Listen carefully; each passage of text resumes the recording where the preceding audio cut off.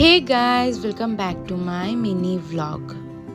আশা করি তোমরা খুব ভালো রয়েছো। সকালবেলা উঠে পড়েছি, উঠে এখানে কফি খেয়ে নিয়ে জিম যাওয়ার জন্য রেডি হয়ে গেছি। জিমে আজ আমাদের লেগ ডে ছিল। ফার্স্টে আমরা অ্যাবডাকশন দিয়ে স্টার্ট করেছি, stretching and all warm up সব।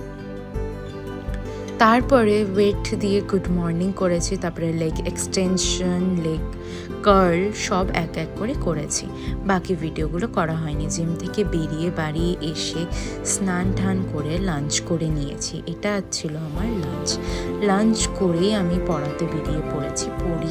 বেরিয়ে আমি একটু স্টাইল আপে গিয়েছিলাম। কাল আমার মায়ের বার্থডে, উইচ ইজ আজকে, তো মার বার্থডে গিফট কিনতে চলে গিয়েছিলাম।